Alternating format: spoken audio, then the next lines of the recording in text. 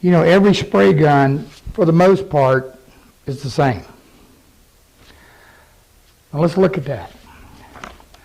This is a gun from Harbor Freight. I think it's about 20 bucks without the regulator on it. It's the regulator. This is a Wood River gun from Woodcraft. It's about 30 bucks. Now what's the difference in them? Basically, if you look at these guns, there's not a whole lot. The difference is in how well they're machined, simply put. Does the Harbor Freight gun work? Yeah, it does. I just plug this one in, and when I'm hitting the trigger on it, it's air going through it all the time. It's not shutting off the air. It should be. I'll explain in a minute. But then I've got 2 or 3 back here that perform beautifully. So again, it's kind of one of those things when you get into this is called a gravity-fed HVLP. Now, let me explain that a little bit. Way back in the auto body days, I think I bought one of the first ones of these came out, and it was about 600 bucks. Somebody figured out that if you put the fluid on top going in, that you didn't have to use a lot of pressure. Now to understand that, what they did, the early guns, you had, these were bottom, of course, bottom cup, and you would you had to put a tremendous amount of air through the gun, and it created a suction to pull the fluid up through the tube to get it to the nozzle. Somebody figured out, like I said, if you put the fluid on top, you didn't need all that pressure. And HVLP, known as high volume, low pressure, was born. That's where it came from. And these guns have been around 30 years. Yeah, probably 25, 30 years. And it's one of those things, it's almost like a screwdriver, you know, it isn't broke. Of course, we do have square drive screws, and they're a little better, but nevertheless. What happened was these things have just been around forever. And again, they're not broke. So to be able to mass produce these, you know, all patents are gone and all that, to be able to mass produce these things, they're all over the place. You can find them everywhere, from the box stores to everywhere. But again, one of the issues is the machining. Now, why am I mentioning that? Because they're relatively inexpensive. So if you get one and it's not performing well, return and get another one. I mean, like I said, this is Harbor Freight, 20 bucks. And you get a good one, they do well. Now, one of the things with a spray gun, let's just go real easy through this. In the gravity fed, fluid goes in here, comes down to the needle nozzle, then when you pull the trigger, the fluid's released and it comes out. Okay, this knob right here, directly in line with the needle and the nozzle, that is your fluid. Now the way this works,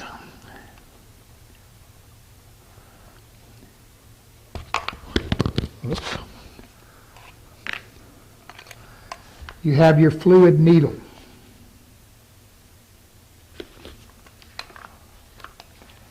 The outer cap, this is called an air cap. Now what it does, it has orifices on either side and around the tip that the air comes out of. This is what atomizes or breaks up the fluid.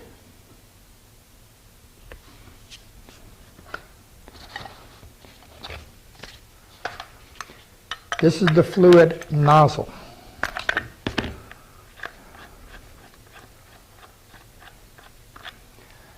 Now what it does, you have an orifice in the end, right here, opening.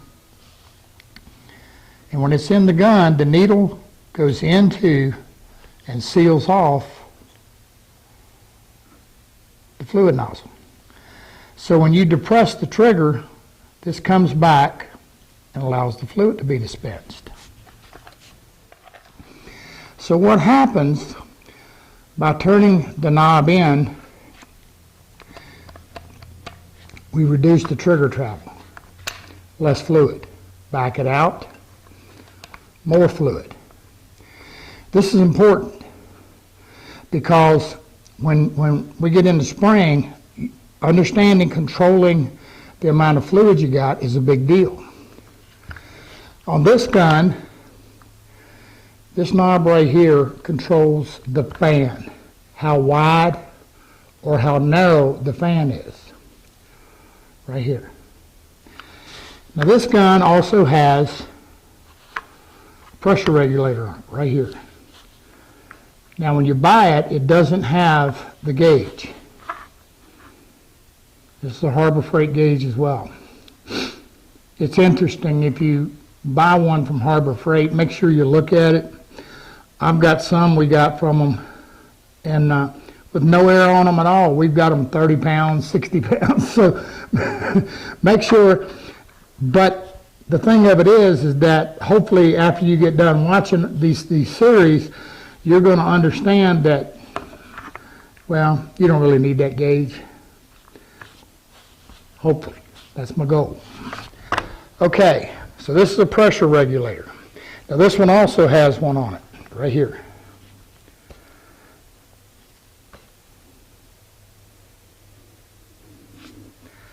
Now, this is an Apollo 7500 series. They call this gun the atomizer.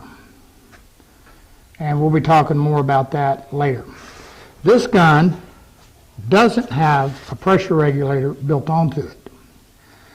So we have one installed. This is where we're using the knob on the side. But again, we have the fluid is right directly behind the trigger. That's the fluid. Now, on this gun, we have a ring right here. Now this is what controls our fan. Again, you know, on this gun, it's located on the side. On this gun, it's located right behind the fluid nozzle, the air cap. But they all have the same general characteristics. Now this is an Erlex. The Erlex does not have a fan adjustment, but it does have a fluid nozzle. The Erlex, what it does is it has different settings. By depressing and turning the air cap, we can change the fan direction from vertical, horizontal to round. And when we get into spraying, we'll see that. Now, this is the Apollo 7000. And again, fluid adjustment right behind the trigger, always. This one, the fan is controlled back here. So it doesn't matter where it's located. The issue is that you have it. That's the big deal. Now, what you're going to see, if you look at these two Apollos and you look at this Erlex, you're going to notice a hose on here. Now, what is that hose all about? Well, when we got a bottom cup, we've got to get the fluid up to the nozzle. And one of the issues we had with the old cups, which were called a siphon gun, that we had to use all that pressure through it to create the suction to pull the fluid. The issue was we got a tremendous amount of overspray. And I mean, it would just fill a booth. Now, that said, one of the other things back then, pretty much all your finishes were a solvent base, whether it be a lacquer, shellac, and all your stains and whatever were oil base. So it was all solvent. And one of the things with the solvent is we can thin it to fit the gun. The problem with waterborne finishes, not the case. We have to fit the gun to the material. And we'll, again, more on that. So what they did was they tapped into the air side of this, ran a hose to the cup.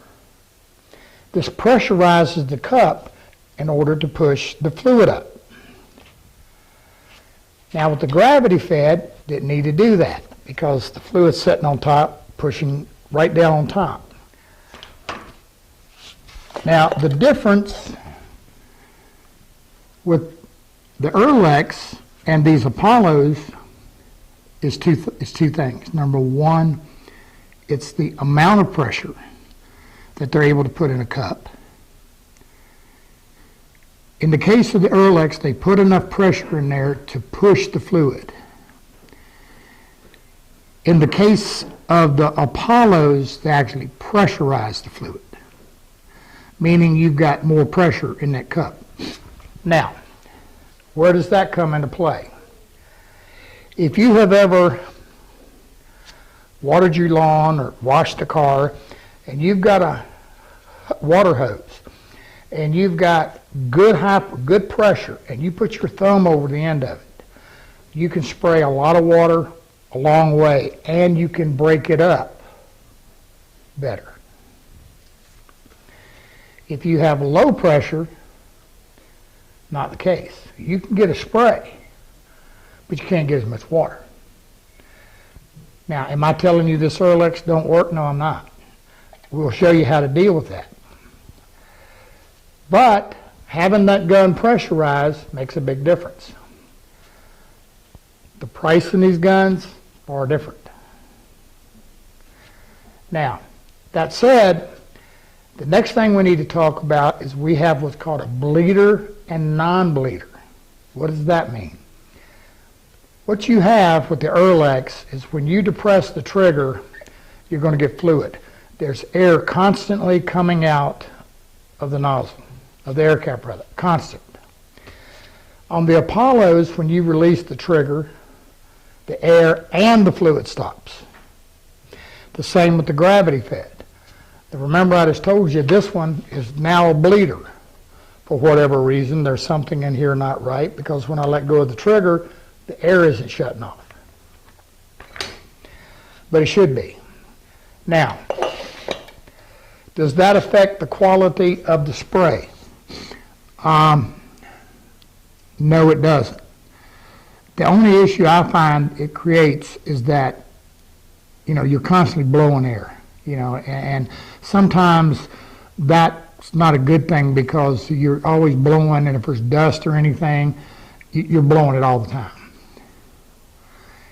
But the other thing, but in the world of HVLP, all three of these guns are turbine driven, meaning they require a turbine.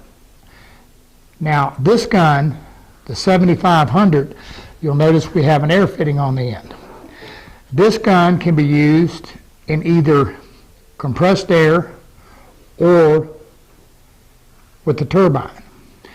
You also notice that we have a fitting here on top. I can also convert this gun to gravity fed. The difference is when you start looking at price. In order with a turbine gun, a turbine constantly is pushing air. There's no compressed air to it. Compressed air is stored. In the case of the turbines, it's constantly pushing air. So when you let off that trigger and you stop that airflow, you create a back pressure into the turbine. You have to compensate for that. You have to engineer into that a means of handling that back pressure or you tear up the turbine. If you got a bleeder and you don't have to deal with that, then there's two things. One, you don't have to have the engineering and everything in the turbine for the back pressure, and the second thing is you don't have to put all the engineering and effort into the release valves for the air. So you can sell a cheaper unit. But do they work? Yes, they do. And we'll look at that. Do they work as well as these? No, they don't. Do these gravity feds work as well as these? Not these two particular guns, but they work quite well. Now, one of the things that we also will have to look at, which is very important, is when the needle nozzle, they come in various sizes. They're going to range from a 1.0 up to a 2.5, small to large. The difference is, again, how much fluid it's allowing to come out. Now, in the early days of waterborne finishes, the theory and the thought was that we need a bigger orifice. So they're telling everybody out here, oh, you got to have a 2.0 and all of this, and people are trying to spray water-based, and they're just going nuts because they can't get it to spray, they can't get it to atomize, they can't get it to lay out. Well, the whole reason for it was that, again, back to that water hose. If you put your finger tight over it, you can get that fine spray, but if you back your finger up on it, you just get a glob of water. So we're the guys that come out there and say, whoa, wait a minute, no, you got this wrong. I don't care who you got it wrong. What you got to do is you got to take that fluid and you got to push it through a smaller orifice. So that's the reason with the Apollos, and I'm not doing a commercial for Apollo, don't misunderstand me. I mean, I've shot Fuji, I've shot them all, I think, and they're excellent. But these are just things you want to look for. With the Apollo, where they're pressurizing that cup, they're giving me that pressure behind that fluid, so I can use a smaller needle nozzle. Smaller the needle nozzle, the better I can break the fluid up. The reason that's important is breaking a fluid up. What a sprayed finish is millions of little droplets deposited on a surface. They come together and they form a film.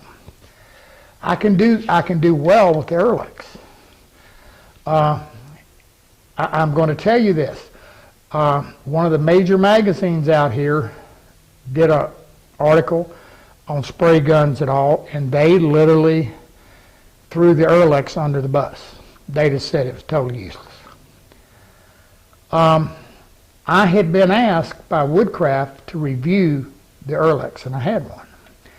And coincidentally, we were doing a finishing class.